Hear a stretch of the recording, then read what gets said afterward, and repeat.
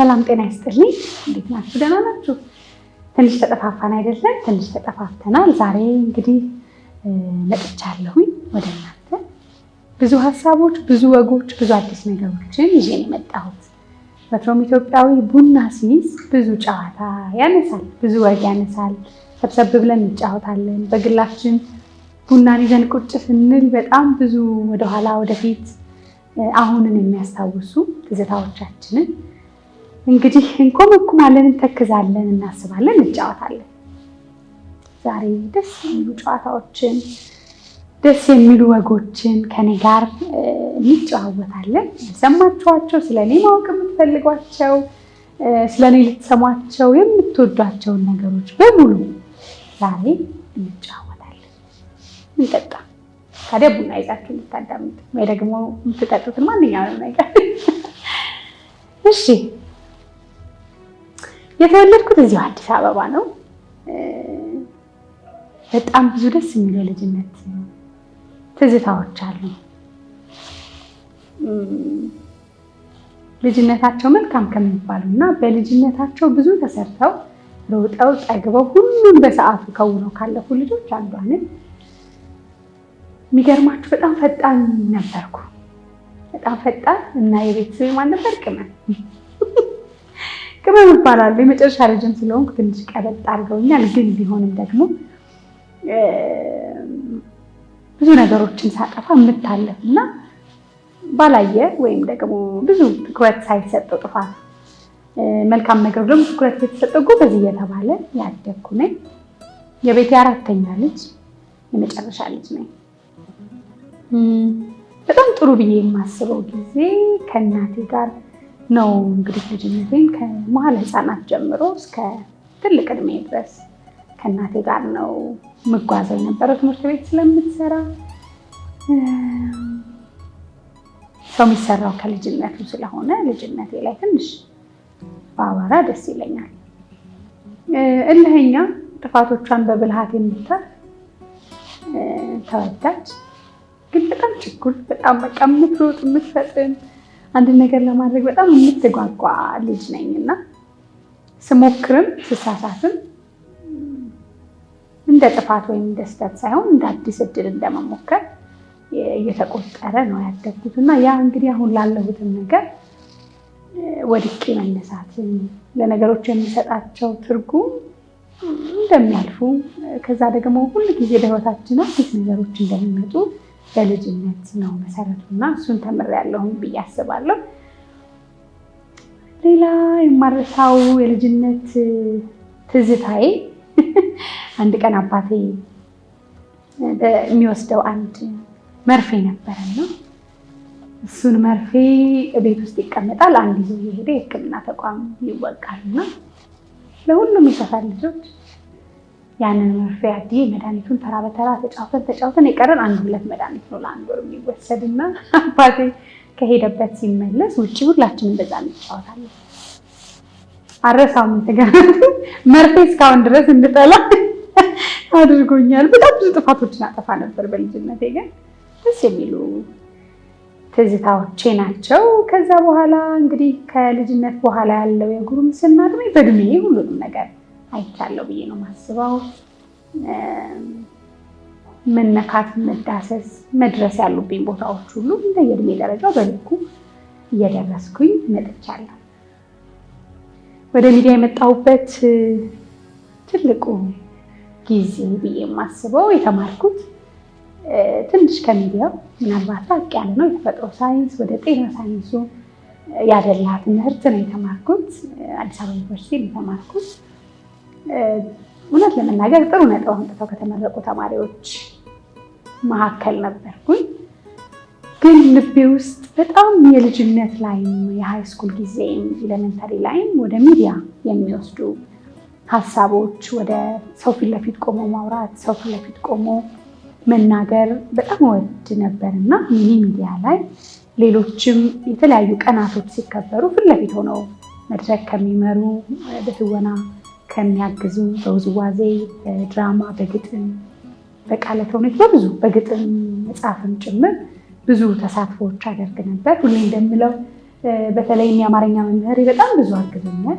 መምህር ድንበሩ ከዛ በኋላ እንግዲህ ያም መሰረት ስላለ በተለይ በክረምቱ ጊዜያቶች ላይ ጥሩ ጊዜያቶችን የኪነ ጥበቡን አካባቢ እንዳይ ህፃናትና ወጣቶች ቲያትር በጣም ብዙ አግዞኛል። ከዛ እንግዲህ እንዳልኳችሁ ሶሻል ሳይንስ አልተማርኩም፣ ናቹራል ሳይንስ ነው ያጠናሁት።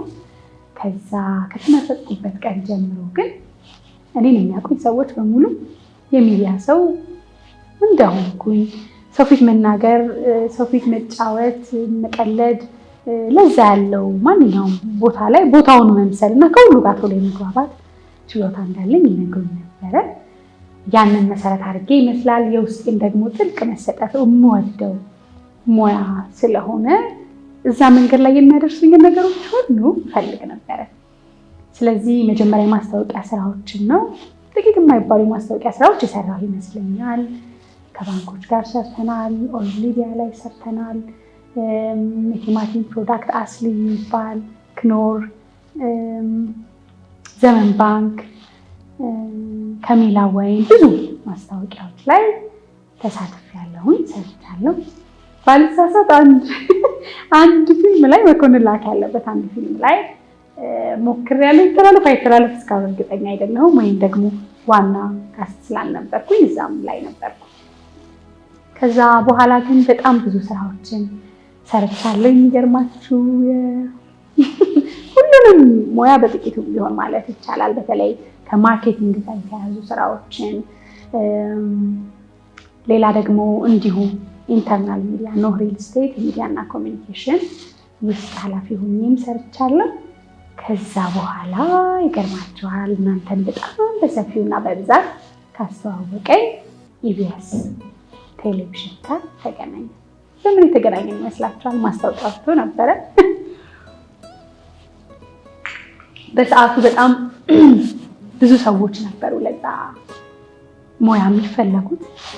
የዜና ክፍል ሪፖርተር እና ያው ዜና ክፍል ላይ ጥሩ አቅራቢ ለመሆን የሚደረግ ማስታወቂያ ነበር የወጣው። ያንን ማስታወቂያ ሰማሁኝ። እውነት ለመናገር እንዳልኳችሁ የምንወደው ነገር ላይ ስንጠጋ ስንቀር እውነት እዛ ቦታ ላይ እሆናለሁ ወይ፣ ልክ እሆናለሁ ወይ፣ በልክ እገኛለሁ ወይ የሚለው የሁላችንም ሀሳብ ነው አይደለም? በተለይም ከምንም ጊዜ በላይ ወደ ህልማችሁ ስትቀርቡ በጣም ነው የሚያስፈራው። ከሩቅ ከምትሆኑ ይልቅ እርምጃችሁ ወደ ህልማችሁ ወደ ስኬታችሁ እየተጠጋ እንደሆነ ስታውቁ ከየትም አይመጣም ፍርሃት፣ ከራሳችን ፍርሃት ይመጣል። ባልችለውስ፣ ባይሆንልኝስ፣ ባይሳካልኝስ፣ ይህንን ጥዬ ወይም ካለሁበት ቦታ ወጥቼ ከምቾት ቦታ ወጥቼ ወደ አዲስ ዓለም ሲሄድ የሚል የምንወደው ነገር ፍርሃት አለና ይሆናል ብዬ አልጠበቅኩም። ግን በሰዓቱ በጣም ብዙ ሺዎች የሚወዳደሩበት ግን ጥቂቶች የሚመረጡበት ስለነበረ ጀመርኩኝ። ወረቀት አስገባሁኝ። ከዛ ስክሪን ተደረገ። ከዛ ተጠራን። ከዛ የቃል ነበረው። ከዛ ደግሞ የዜና ማንበቢያ ቦታ ላይ ማንበብ አለው፣ መለማመድ አለው ነው ሁሉም ነገሮች በሂደት ፈጣሪም ረድቶኝ እያለፍኩኝ ሄድኩ ማለት ነው። በመጨረሻ ከዛ ተደወለልኝና አልፈሻል፣ ስለዚህ መተሽ ያሉትን ስራ ውሎች እንድናደርግ ስባል ልነግራችሁ አልችልም። ግን የማልደብቃችሁ ነገር ከነበርኩበት የስራ ቦታ ብዙ ነገር ቀንሼ ነው የገባሁት። ሙያውን መውደድ መፈለግ እንጂ ከጥቅም ጋር ወይም ከገንዘብ ክፍያ ጋር የተገናኘ አልነበረም እና ትንሽ አንዳንድ ሰዎች ይቀርብላቸው ነበር ስራ ቦታዬ ላይ ከቤተሰቡም አካባቢ እንዲህ ያህል ነገሮች እያለ ጥሩ እድል እያለ እንደገና ዝቅ ብለሽ በዛ ነገር መግባት ብለውኝ ነበር። እውነት ለመናገር ግን የትኛውንም ያህል ከህልማችን ከምንፈልገው ነገር የሚበልጥ የለምና ያኛውን እንግዲህ ስራ ጥዬ ወደ ኢቢኤስ አዲስ ነገር ዜና ክፍል ገባሁኝ ማለት ነው። በጣም ደስ የሚል ነበረ። ቆንጆ ቆይታ ነበረን። ሁል ጊዜ አዲስ ነገር አለው። የተለያዩ እንግዶች ጋር እንሄዳለን። አንድ ቀን ከጤና ጋር የተገናኙ ሙያተኞችን ስናገኝ፣ አንዱን ቀን ደግሞ በኪነ ጥበብ፣ አንዱን ቀን ደግሞ ከስነ ልቦና፣ አንዱን ቀን ደግሞ እንግዲህ ከአትሌቲክሱ ምንም ማንገባበት ነገር አለ። በጣም በህይወቴ ትርጉም የሚሰጣቸውን ትልልቅ ሰዎችን ተጽዕኖ የሚፈጥሩ ሰዎችን የማግኘት እድሉ ገጠመኝ። በጣም የምወደው ሙያ ስለሆነ በቃ ስሰራው አይደክመኝም። ሳነብበት፣ ስዘጋጅበት፣ የተሻሉ ነገሮችን አውቄ ለመምጣት ስሞክር ሁሉ ነገር በቃ በፓሽን በውስጥ ጥልቅ ስሜት ነው የማደርግ የነበረው እና ያ ደግሞ በጣም ብዙ ነገሮችን እንዳውቅ እንዳስተውል እንደው በጥልቀት እንዳያቸው ረድቶኛል ብዬ አስባለሁ። ከዛ ውጭ በጣም የስራው አካባቢ ምቹ ስለነበረም ጭምር ጥሩ እንድናድግ ረድቶናል። እንዴት ወደ እሑድን በኢቢኤስ መጣሽ እንደምትልኝ እርግጠኛ ነኝ። እንግዲህ ዜና ክፍል እያለሁኝ አሻግሬ እንደዚህ ብዬ የማየው እንዳይቀየሙ ዜና ክፍል ያሉ ባልደረቦችን ፕሮግራም ክፍልን ነበረ።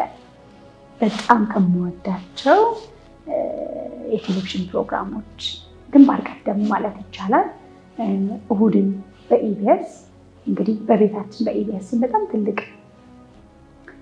ከሚባሉ ፕሮግራሞች ሁሉም የእድሜ ስብስብ ቁጭ ብሎ ልጅ አዋቂ ሳይል ቁጭ ብሎ የሚመለከተው በብዙ የፕሮግራም ይዘቶች የተዋበ የተዋዛ ትልቅ ሾም ስለነበረ ወደዛ በኩል አይ ነበረ እና የሚገርማችሁ ነገር መቼም ሁሉ ነገር በምክንያት ይሆናል አይደለም፣ ሁሉ ነገር በአጋጣሚዎች ይሆናል። እኛ እንፈልገው እኛ መንገዱ ላይ እንሆን እንጂ የትኛው በር እንደሚከፈት ነው ወደምንፈልገው ነገር እንደሚወስደን አናውቅም። ሁልጊዜ በመንገዱ ላይ መቆማችንን ግን እርግጠኛ መሆን አለብንና ትክክለኛው ቦታ ላይ ስለነበርኩኝ ይመስለኛል በመንገዱ ላይ ስለነበርኩኝ የኮቪድ ጊዜ መጣ። በዓለም አቀፍ ደረጃ እንግዲህ ብዙዎችን አንድ ያደረገ ትልቅ ወረርሽኝ ነው። በዛን ሰዓት ሰራተኞች ያው በግማሽ እንዲገቡ በግማሽ ደግሞ ያሉ ሰራተኞች ቤት እንዲያርፉ እየተመላለሱ እየተፈራረቁ እንዲሰሩ ይደረጋል። በአጋጣሚ እኔ ፈቃድ ሆኖ ቤት የነበርኩት። ከዛ በኋላ በሳምንቱ ስመለስ አንድ ጥሪ ደረሰኝ ማለት ነው ከፕሮግራም ክፍል። በጣም የምናከብረው የምንፈራው ቦታ ላይ ፕሮግራም ክፍል ቀና ብለን ለማየት ራሱ በቃ በጣም የምወደው ቦታ ላይ ተጠራሁኝ። ሄድኩኝ። አንዳንድ ነገሮችን ተነጋገርን። መቼም ማረሳው ሚዛን ቀን ያው ጠርቶ ማናገሩ ራሱ በጣም የምወደው ስለነበር ደስ ብሎኛል። ግን የእውነት ተሳክቶ የምወዳቸው እነሱን ይማር ናስፍዬን እነ ራኬብ እና ሀና ዮሐንስ ሌሎችም አቅራቢዎች ቁጭ ብለው የሚያቀርቡበት ወንበር ላይ በዛ አጭር ጊዜ እንግዲህ ዜና ክፍል 2 ዓመት ነው 2 ዓመት አካባቢ ነው ያገለገልኩት። በአጭር ጊዜ የምደርስ አልመሰለኝም።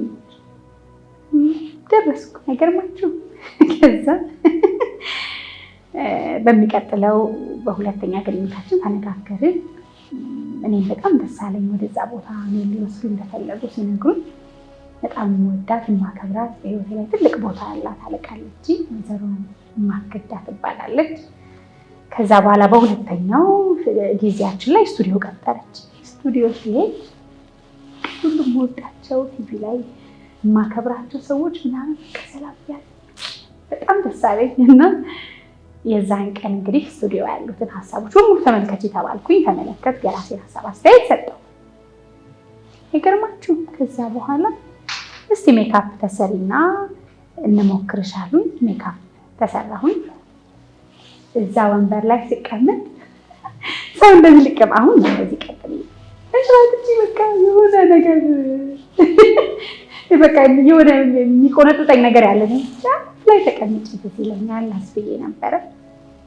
ከዛ በኋላ በቃ ሰላም ይመስደና ማለት ያንን ፕሮግራም ከአስብዬ ጋር ሰራ። ሙከራ ነው መሰለኝ መጀመሪያ ነው አዘጋጀው። ግን በጣም እድል የሚሰጥ ቤት ስለሆነና አመሰግናቸዋለሁ ስላመኑ ጀመርኩ የዛ ቀን ስራ ማለት ነው። ከዛ ስጀምር እውነት ለመናገር በቃ ከቃላቴ በላይ ነው። ከቀን 1 ጀምሮ ወደ ቲቪ ከመጣሁበት ጊዜ ጀምሮ በጣም ብዙ ወዳጆች፣ በጣም ብዙ ማከብራቸው ሰዎች፣ ምናልባት አንድ ተራ ኢምንት የሆንኩ ሰው ነኝ ብዬ አስባለሁ። በተለይ ደግሞ በዛን ጊዜ እና በጣም ደስ የሚሉ አስተያየቶችን ጎበዝ ናት፣ ጥሩ ምርጫን የመረጣችሁት፣ በርቺ፣ እንዲህ ብታረጊ ደግሞ ብለው የሰጡኝ አስተያየት ምን ያህል የኢትዮጵያ ሕዝብ መልካም ቅን እንኳን ደህና መጣችሁ ብሎ የሚቀበል ባያጠግብ እንኳን እንደው ብዙ እንከን ቢኖረው እንኳን ከመልካሙ እንደሚጀምር ማሳያ ነው እና ከዛ ስንቅ ሆነኝ ማለት ነው። የሚቀጥለው ሳምንት ስመጣ እንዴ ለካ እንደዚህ ሰው በቃ በበጎ ተቀብሎኛል ማለት ነው ብዬ እንዳልኳችሁ ራሴ ላይ በመስራት በጣም አምናለሁ። ማንበብ፣ መዘጋጀት፣ ስለምሰራው ፕሮግራም ለማወቅ ብዙ ሞከርኩኝ። አሁንም በጣም አመሰግናለሁ። ኢቢኤስ ቴሌቪዥን ብዙ በሮች፣ እድሎችን ከፈተልኝ። በጣም የምወደው በተለይ ከሁሉ እኔ ራሴ ሙሉ ነገሬን ሰጥቼ በተለየ ሁኔታ የእውነት የሚሰራውና በጣም የምወደው ፕሮግራም የቡና ሰዓት ነው። በቡና ሰዓት ብዙ ሀሳቦችን አነሳን፣ ተመካከርን። በህይወቴ በጣም ብዙ ተማርኩበት። ብዙ ነገሮችን አሃ ብዬ እንድረዳ አደረገኝ። ብዙ ትልቅ የሚባሉ አንደበተ ርቱዕ ሰዎች አጠገባቸው ቁጭ ብሎ መጠየቅና ማውራት በጣም ትልቅ እድል፣ በጣም ደስ የሚል ነገር ነውና በጣም የምወደው ነው። ከዛ እንግዲህ ዙረት ምን አለ ከተማ ላይ አዲስ እያልኩ ያው ሁላችሁም ትሉኛላችሁ በቃ መብላት ነው የዞርሽ ዞረን ምግብ ስንቀምስ፣ ሆቴላቸውን ስንጎበኝ፣ አዲስ የተከፈቱ ነገሮችን ስናይ፣ የተለያዩ ዝግጅቶች ነግ ስንጎበኝ፣ ከሀገር ስንወጣ ደግሞ እሱ ሌላ ዓለም ደስ የሚል ከዛ የጤና ፕሮግራሞችን ሁሌ ቆም ብዬ የት ጋ ነው ያለሁት ብዬ እንዳመሰግን የሚያደርገኝ የጤና ፕሮግራም ሞቱ ጥቂት ቀን የቀራቸው በጣም ከባድ በሆነ ህመም የተያዙ ቀዶ ጥገናዎችን የሚያደርጉ በአካል እየገባን እናያለን። አንድ ቀን አልረሳውም። አለርት ሆስፒታል የጭንቅላት ሰርጀሪ ነበርና እየደፈርኩ መጣሁ። መጀመሪያ ደም ሳይቀል ሲከፈት ልብ እጅ አካባቢ አደጋ ሲደርስ አቃጥሎ በቃ በጣም ከብደኝ ነበር። አንዳንድ በተለይ ልጆች አልችልም እና የልጆች ነገር የልጆችን ህመም ስቃይ ሳይ በቃ ያለቀስንም አብረን ከካሜራ ጋር እየቆምንም እየታገልን እንሰራለን። ከዛ ስንመለስ ተዘጋግተን ነው የምንመጣው። ሌላ ጊዜ እየዘፈንን እየተጫወትን ከዛ ሲመጣኛ ሁሉም ሰው በቃ ይከፋል። ለምን የምናየው የሚያሳዝን ነገር ነውና አረሳውም። የጭንቅላት ቀዶ ጥገና ሲደረግ በቃ ይሄ ቆዳው ተደርጎ በቃ ልነግራችኋለሁ። ያኔ በጣም ራሳችንን ላስተን ነበረ። በተመሳሳይ እንደዚሁ ከባድ የእናትን ስቃይ ያየሁበት ነው። እኔም በቀዶ ጥገና ልጆችን የወለድኩት እንዲህ አይነት ሂደት መሆኑን በህይወቴ ለማየት ከከበዱ ቀዶ ጥገናዎች አንዱ በቀዶ ጥገና የምትወልድ እናት ሂደት ስንሰራ ሁላችንም ማለት ይቻላል ራሳችንን ስተን ነው አቋርጠን የወጣ ነው። ምን ልላችሁ ነው? የሰውን ህመም፣ ቁስል፣ ጉዳት ፊት ለፊት ሆኖ ማየት፣ ከዛ ደግሞ ቤተሰብ ከውጭ ሆኖ እንግዲህ እና ወደ ውስጥ ስንገባ ደህና ናቸው ወይ እንዴት ናቸው በቃ ሁሉ ነገር ከሰው ጋር ቅርብ የሚያደርግ ዝግጅት ስለነበረ በጣም እማርበታለሁ፣ አመሰግንበታለሁ። ፈጣሪም ለእነሱ ምህረት እንግዲህ እንለምናለን። ብርቅዬ አይደል? ብርቅዬን ሰው በጣም ይወዳታል። እኔ በጣም እወዳታለሁ። ደስ የምትል ኢትዮጵያዊ ናት፣ ጣጣ የሌላት የምትጫወት የምትስቅ ሀሳብን የምታነሳ በዛ ላይ ድምፃዊ ናት አይደል? በጣም እወዳታለሁ ብርቅዬ። እነ ኤቢ ሁሉም ነገሮች በጣም ትዝታዎቻችን ናት። ከልጆች ጋር የማደርገውን በጣም እወደዋለሁ። የልጆች ፍቅር ኃይል በጣም ትልቅ ጉልበት ይሰጠኛል። ለምን ቅጡ ብቻ ብዙ ነገሮችን ሰራን። ከዛ ደግሞ እንግዲህ ያው እንደምታውቁት ህይወት ይቀጥላል። ብዙ ጉዞዎችን እናደርጋለን በህይወታችን። ብዙ ለውጥ ናፋቂ ነው ሰው። ሁሌ ደግሞ የተሻለውን ነገር ለማየት ይሞክራል። በዚህ ሁሉ የጉዞ መንገድ ውስጥ ለእኔ በጣም ብዙ ምክንያቶች ካሏቸው፣ ክፉ ቀንን ከተሻገርኩባቸው፣ ፈታኝ የነበሩ ጊዜያቶችን ከተወጣሁባቸው ትልቁ ስንቅ መካከል ያው ከሰራን ከፈጣሪ በታች የእያንዳንዳችሁ ቤተሰባዊ የሆነ ፍቅር፣ በተለይም ሰው እንግዲህ ሰው የሚያሰኘው በቆመበት በበረታበት ወቅት ያሉ ወዳጆች ሳይሆኑ አይደል በደከመበት በወደቀበት ጊዜ የሚያገኟቸው ሰዎች ናቸው እውነተኛ ሰው የሚባሉት ይባላል። እና እውነተኛ ሰዎችን እውነተኛ ኢትዮጵያውያን እውነተኛ ፍቅር ያላቸውን ሰዎች ያየሁበት ጊዜ ነበር ሁላችሁም እንደምታውቁት። እና በጣም ብዙ ቪዲዮዎችን ትልኩልኝ ነበር ምናልባት ለማመስገን በሰፊው ትክክለኛውን ጊዜ አሁን ስላገኘሁኝ በጣም አመሰግናችኋለሁ። በጣም ትልቅ ቦታ አላችሁ ውስጥ በተለይ አንድ እናት ወደ ስራ ሲመለስ መሬት እየሳሙ አይታችኋቸዋል።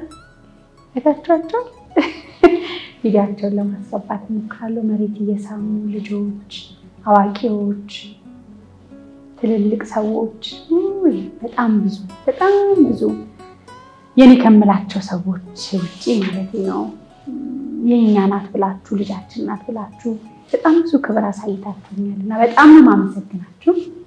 ብዙ እንድሰራ ኃይል ይሰጠኛል። ብዙ እንደሆን ብዙ ቦታ እንድደርስ ትልቅ የሚገፋኝ አቅም ነውና በጣም አመሰግናችኋለሁ። ከዚህም በኋላ በእርግጠኝነት አብሮነታችሁ ከኔ ጋር እንደሚሆን ምንም አልጠራጠርም። እንግዲህ ሁሉ ጊዜያቶች አለፉ። ብዙ ነገሮችን ተጨዋወትን። ብዙ ነገሮችን ከቤተሰብ በላይ የቀረቡ ግንኙነቶች አሉን ከሁላችሁም ጋር። በየሳምንቱ እንዴት ናችሁ ብለን እንመጣለን። እንዴት ዋላችሁ ብለን እንጠይቃችኋለን። በቁም ነገሩ፣ በጨዋታው፣ በሙዚቃው፣ በሁሉ ለዛ ባለው ነገር ሁሉ ቤታችሁን አንኳኩተን ስንገባ እርግጠኝነት ከቀረበ ቤተሰብ እንበልጣለን ብዬ ነው የማስበው። ውጥረትም አይደለም ማን ሰው አሁን መጥቶ ይጠያየቃል። እኛ ግን ሁላችሁም ፊት እንገባለንና በጣም ትልቅ ቤተሰባዊነት ነው። ሁሉ ነገር ይሰማችኋል። መጥፋታችን፣ መምጣታችን፣ መታመማችን፣ መውጣት መውረዳችን ሁሉ የራሳችሁ ህመም የራሳችሁ ጉዳት አድርጋችሁ ነው የምታዩት። እና መቼም እኔ ከምሰራበት ኢቢኤስ ቴሌቪዥን ዞር ስል በቃ ይከብደኛል። በጣም ብዙ መልእክቶች፣ በጣም ብዙ ፍቅሮች በያገኛችሁኝ ቦታ ይሄድሽ ለምን ጠፋሽ ለምን እንደዚህ ሆነ ከቃል በላይ ነው። በጣም አመሰግናችኋለሁ ሁላችሁንም። አልጠፋሁም ባድ የሚባል የህይወት ውሳኔ ይመስለኛል። በጣም ከባድ ነው። ምክንያቱም በቃ ከቃላት በላይ የከበደ ውሳኔ ነው። እንግዲህ ግን በፍጹም አንራራቅም፣ በፍጹም አንጠፋፋም። በተሻለ ኃይል፣ በተሻለ ከፍታ፣ በተሻሉ ፈጠራዎች፣ በተሻሉ አዳዲስ ነገሮች ለመምጣት ሞክራለሁ። ግን ወትሮ ቁጭ ብላችሁ እንግዲህ እሁድ ላይ ከ7 ሰዓት ጀምሮ ስትከፍቱ ምናልባት ከዚህ በኋላ ላልገኝ ይችላል።